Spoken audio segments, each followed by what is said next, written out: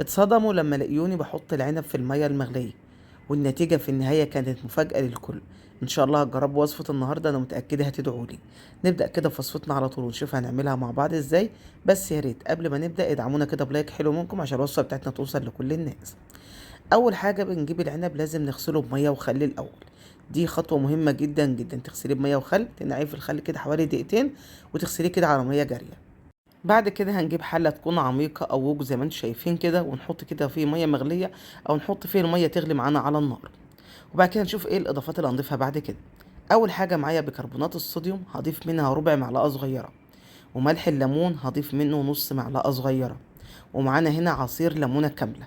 وهنضيف معلقة كبيرة من زيت الطعام، وطبعا لازم زيت يكون ريحته كويسة، ما ينفعش زيت طبعا ايه يكون بتاع تموين أو ليه ريحة. هندوبهم كده على النار بحيث كده يدوبوا معانا تماما. بعد كده نبدأ ننزل بالعنب بتاعنا. مجرد ما نزلت كده العنب في المية المغلية بحسب كده معايا على الساعة او على التليفون دقيقة بالظبط. وخلال الدقيقة دي بقلب العنب زي ما انتم شايفين كده.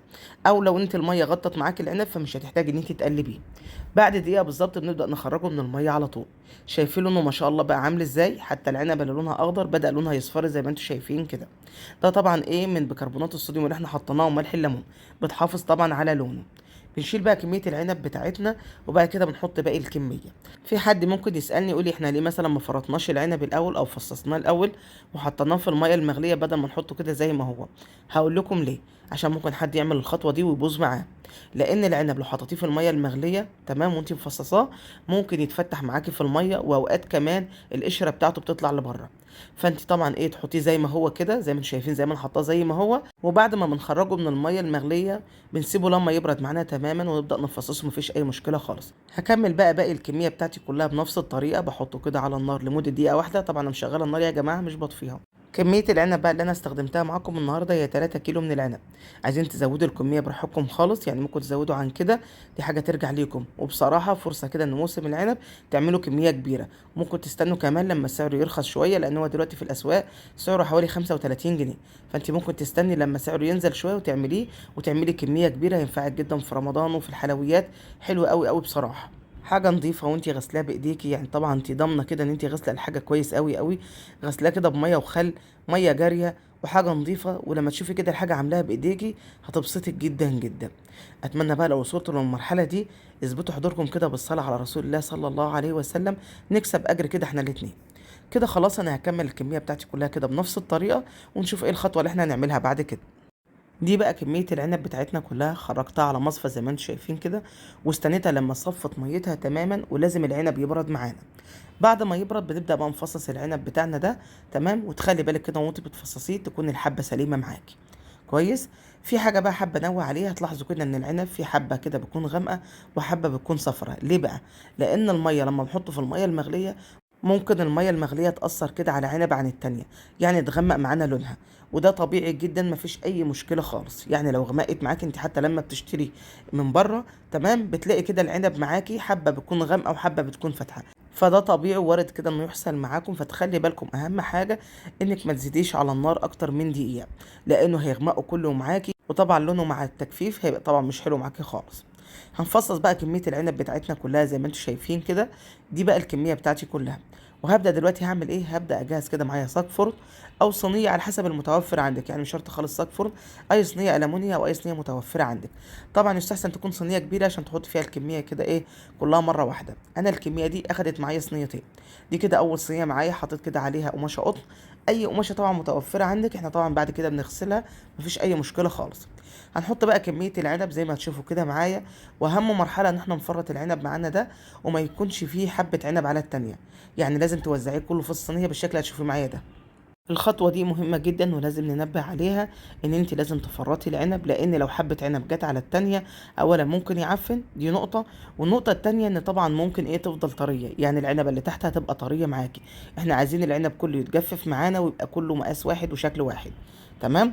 فلازم تعملي ايه، توزعي العنب زي ما انت شايفة كده على الصينية بتاعتك كلها. الطريقة سهلة جدا يا جماعة، مش هتاخد معاكم وقت خالص. هي الفكرة كلها ان احنا نوزع العنب كده معانا كويس، وكده خلاص يعتبر مهمتنا انتهت. ما شاء الله هتلاقيه سهل وبسيط جدا معاكي. كده خلاص انا عملت اول صاج معايا، وده كده الصاج التاني بوريكم برضو ده صاج الفرن التاني. حطيت كده عليها كده شاشة او قماشة قطن طبعا زي ما قلت لكم المتوفر عندكم، وبرضو هوزعه معايا بالشكل ده. طريقة تجفيف العنب بقى بتكون ازاي؟ اول حاجة احنا بنحطه جوه الشقة، يعني ما بطلعوش في الشمس، بتحطيه تحت المروحة، بياخد معانا بالظبط 4 ايام. طبعا يا جماعة الفيديو ده انا نزلته على الفيسبوك، على صفحتي على الفيسبوك مطبخ الشيف دعاء سليم، والحمد لله من كرم ربنا عليا الفيديو ده طالع ترند معايا. في ناس بقى كتيرة جدا دخلت لي في التعليقات وبتقول لي هنحطه 4 ايام تحت المروحة، طب انا اشتريه جاهز اما افتح المروحة عليه 4 ايام. يا جماعة انا مش هحطه تحت المروحة يعني هفتح له مروحة ليه مخصوص، لا، انا بحطه في المكان اللي انا قاعدة فيه. يعني انا دلوقتي مثلا قاعده في الصاله، هحطه مثلا على ترابيزه السفره، على الترابيزه اللي انا باكل عليها، على اي مكان عالي المهم بعيد عن الاولاد، وهسيبه تحت المروحه. قفلت المروحه مفيش مشكله خالص، يعني انا مش بفتح ليه المروحه مخصوص. يعني انت لو قاعده برضو في اوضه فيها تكييف برضو هيبقى حلو قوي قوي. المهم مكان يكون هاوي. الصوره اللي انت شفتوها الاولانيه دي شكل العنب معايا اول يوم، يعني كده كان لسه ليه يوم واحد بس، ده كده كان شكله. الصوره دي زي ما انتم شايفين كده، انا اوريكم كل المراحل، يعني كل الايام اللي انا حطيت فيها العنب. دي كده تاني يوم بالظبط. شايفين شكل العنب بدأ يجف معايا ازاي؟ انا هاخدكم كده معايا خطوة خطوة. العنب كده بيبدأ كده ينكمش معانا، وهتلاحظوا انه في حبات عنب بتكون سليمة او لسه طرية، فده عادي جدا، يوم عن يوم بيبدأ يجف معاكي. ده كده معانا اليوم التالت، شايفين شكل العنب بدأ يختلف ازاي؟ وهتلاحظوا كده ان في حبات لونها اصفر فاتح، وفي حبات كده معانا لونها غامق شويه. طبعا مفيش مشكله خالص، احنا بنشتريه بنفس الشكل ده، واعتقد يعني ان مفيش احلى ولا اجمل من كده. طيب لو في حبات عنب لسه طريه، هتلاحظوا كده ان في مثلا حبه عنب في الوسط كده طريه، هتطلعي الطري كله تحطيه في صينيه لوحده، لان اللي جف ده خلاص مش محتاج ان هو يتعرض للهواء تاني، هو كده جف معاكي تمام. ده كده اليوم الرابع وطبعا الاخير. ما شاء الله العنب كله جف معايا زي ما انتم شايفين كده. ولو في حبه عنب طريه انا عزلتها كده لوحدها في صينيه، تمام، عشان اتاكد ان هي جفت معايا خالص. ما ينفعش طبعا اشيلها وهي طريه، ممكن تفسد معايا او تعفن باقي العنب معانا. فبناخد كده العنب اللي هو جف معانا بالشكل ده، وبعد كده بنبدا نحتفظ بيه عادي جدا في اي مكان، بره التلاجة ماشي، في التلاجة ماشي، في باب التلاجة، مفيش اي مشكله، زي اللي بتجيبيه من بره بالظبط. شايفين ما شاء الله شكل الزبيب عامل ازاي؟ بكده النهارده نكون عملنا احلى زبيب، احلى من اللي بتجيبيه من بره كمان مليون مره. والله العظيم يا جماعه اولادي لما دقوه قالوا لي يا ماما مفيش فرق بينه وبين بتاع بره، ما شاء الله حلو قوي قوي. نصيحتي لكم بقى وانتوا بتعملوه انكم تحطوه في مكان بعيد عن الاولاد، لان الاولاد في الرايحه وفي الجايه هيبداوا ياكلوا منه. انا طبعا لولا اولادي انهم عارفين ان ده تصوير وان انا لازم اظهر الكميه بتاعتي كلها، عايز اقول لكم خربت معاهم الدنيا، محدش يجي جنب العنب، محدش يجي جنب العنب.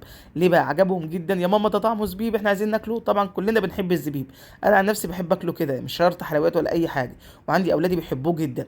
فانتوا طبعا تخلي بالكم من النقطه دي، واعملوا كميه كبيره بقى بالمره، عشان لو الاولاد كلوا منه طبعا بالف هنا وشفا على قلوبهم.